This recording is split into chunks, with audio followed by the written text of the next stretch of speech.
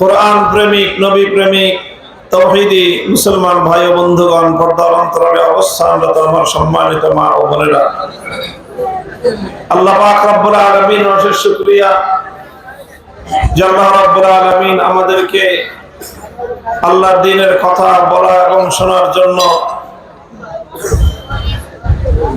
নূরে Medina মাদ্রাসার বার্ষিক মাহফিলে সমবেত হওয়ার তৌফিক দান করেছেন। আল্লাহ পাকের বড়ই মেহেরবানি, এই জন্য আল্লাহর দরবারে শুকরগুজারি আদায় করি আলহামদুলিল্লাহ। দীর্ঘ সময় পর্যন্ত আপনারা দেশের বরেণ্য আলেমদের কাছ থেকে গুরুত্বপূর্ণ আলোচনা শুনেছেন। এখন আমি সর্বশেষ আপনাদের সামনে আরো কিছু কথা বলার জন্য উপবিষ্ট হয়েছি। কোরআনে কারীম থেকে সূরাতুল আনকাবুতের একটি আয়াত আমি তেলাওয়াত করেছি। আল্লাহ রাসূল সাল্লাল্লাহু আলাইহি ওয়াসাল্লামের একটি গুরুত্বপূর্ণ নীতি নির্ধারণী হাদিস পাঠ করেছি। কোরআনে কারীমের আয়াত এবং আল্লাহর নবীর হাদিসকে সামনে রেখে সংক্ষিপ্ত কিছু কথা আলোকপাত করব। দোয়া চাই আল্লাহ পাক রব্বুল আলামিন আমার দ্বারা যেন উম্মতের ফায়দা এবং উপকার হয় এমন কিছু কথা বলার তৌফিক আমাকে দান করেন, আমিন। মুহতারাম হাজিরিন, আল্লাহ পাক রব্বুল আলামিনের মেহেরবানি যে তিনি আমাদেরকে ইসলামের মতো একটি ধর্ম, ইসলামের মতো একটা আদর্শ আমাদেরকে দান করেছেন। হযরত মুহাম্মদ সাল্লাল্লাহু আলাইহি ওয়াসাল্লামের মতো এরকম একজন মহান নবী তিনি আমাদের জন্য পাঠিয়েছেন। আল্লাহর নবীর জীবনের যে সকল মূল নীতি এবং আদর্শ তিনি ফলো করতেন, সারা জীবন যে সকল নীতির উপর তিনি চলে গিয়েছেন, তার অন্যতম একটা নীতি হলো যে তিনি আল্লাহর দ্বীনের জন্য, ইসলামের জন্য এই দুনিয়াতে এসেছিলেন এবং জীবনের শেষ মুহূর্ত পর্যন্ত আল্লাহর দ্বীনকে, ইসলামকে দুনিয়াতে প্রতিষ্ঠিত করার জন্য, প্রচার এবং প্রসার করার জন্য তিনি তার শেষ নিঃশ্বাস ত্যাগ করা পর্যন্ত এই পথে অব্যাহতভাবে প্রচেষ্টা চালিয়ে গেছেন।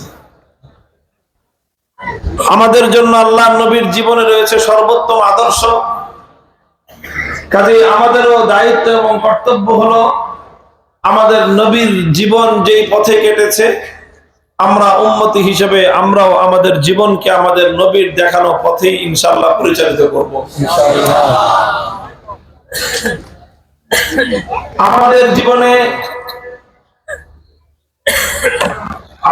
জীবনে ইসলামের কাজে কখনোই দমে যাওয়া, থেমে যাওয়া, নীরব হয়ে যাওয়া, নিস্তব্ধ হয়ে যাওয়া, এই বিষয়গুলো যেন আমাদের জীবনে পাওয়া না যায়।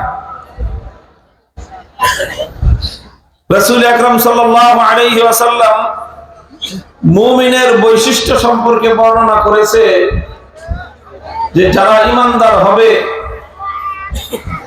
তারা কেমন হবে।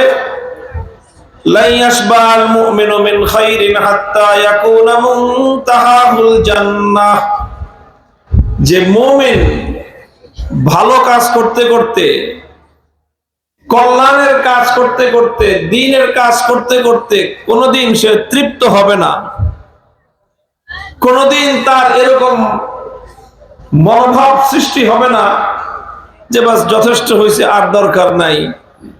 দ্বীনের ব্যাপারে, ইসলামের ব্যাপারে, আখিরাত কামাই করার ব্যাপারে মুমিন কোনোদিন সে পরিতৃপ্ত হয় না।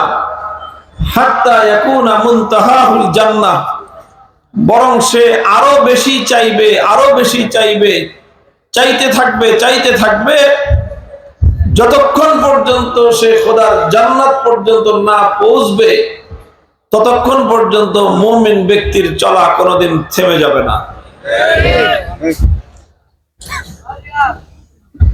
মুমিনের দুটো টার্গেট, একটা হলো দুনিয়ার টার্গেট, আরেকটা হলো পরকালের মৃত্যুর উপরে, মৃত্যুর পরবর্তী জিন্দেগির টার্গেট। দুনিয়ায় ইহকালে মুমিনের টার্গেট হবে হলো যে পৃথিবীর এক প্রান্ত থেকে আরেক প্রান্ত পর্যন্ত, গোটা পৃথিবীতে যতদিন পর্যন্ত আল্লাহর দ্বীন নিরঙ্কুশ ভাবে বিজয়ী না হবে ততদিন পর্যন্ত আমাদের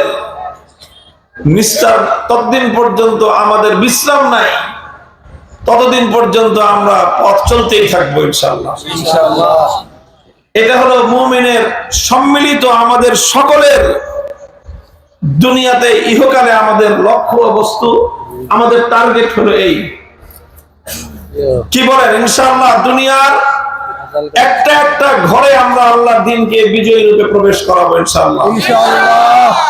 সারা দুনিয়াতে এমন কোন ঘর, এমন কোন জনপদ, এমন কোন ভূমি, এমন কোন জমিন, এমন কোন এলাকা অবশিষ্ট থাকবে না, প্রত্যেকটা এলাকা ইসলাম বিজয়ী হিসেবে প্রতিষ্ঠিত হবে ইনশাআল্লাহ। এটাকে অনেকের কাছে অতিরঞ্জিত আবেগ বলে মনে হতে পারে যে সারা দুনিয়া ইসলাম এরকম বিজয়ী হবে, এটা কি সম্ভব? আমি আল্লাহর নামের শপথ করে বলতে পারি এটা শুধু সম্ভব নয়, বরং এটাই হলো এই পৃথিবীর চূড়ান্ত বাস্তবতা।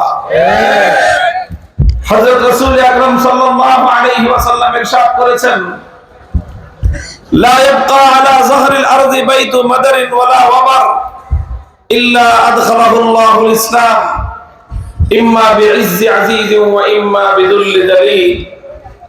এই ভূপৃষ্ঠে কোনো একটা ঘর অবশিষ্ট থাকবে না যেই ঘরে আল্লাহর দ্বীন বিজয়ী রূপে প্রবেশ না করবে।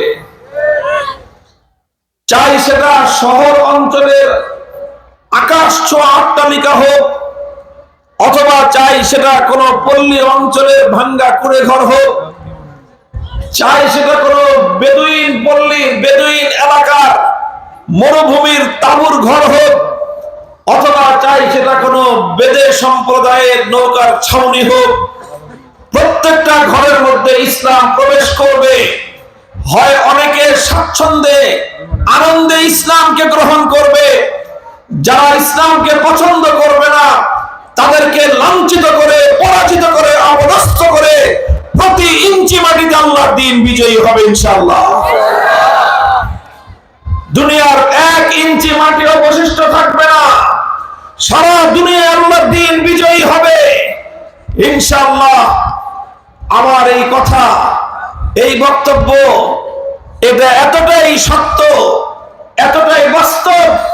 কামা আন্না দুনাল গাদি কামা আন্না দুনাল ইয়াউমি আল গাদ, আজ রাত অবসান হওয়ার ঘট পরে, আজকের রাত শেষ হওয়ার পরে আগামীকাল ভোরবেলা পূর্ব দিগন্তে সূর্য উঠবে, এই বিষয়ে কারো কোনো সন্দেহ আছে? আগামীকাল সকালবেলা সূর্য উঠবে এটা যেরকম নিশ্চিত, সারা দুনিয়ায় প্রতি ইঞ্চি মাটিতে আল্লাহর দ্বীন বিজয়ী হবে এটা তার চেয়ে বেশি নিশ্চিত। দুনিয়ার এক ইঞ্চি মাটি অবশিষ্ট থাকবে না, চাই সেটা চায়নার পিকিং এর রাজপথ হোক, সেখানেও কালেমার পতাকা উড়বে। মস্কো রাজপ্রাসাদে ইসলাম বিজয়ী রূপে প্রবেশ করবে, ওয়াশিংটনের হোয়াইট হাউসের মাথার উপর কালেমার পতাকা উড়বে, দিল্লির লাল কেল্লা আবার ইসলাম শাসন করবে।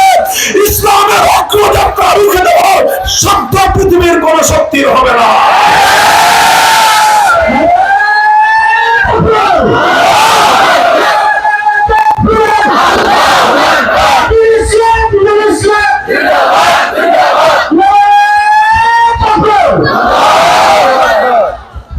ইনশাআল্লাহ এত আত্মবিশ্বাসের সাথে আমরা এই কথা কেন বলতেছি?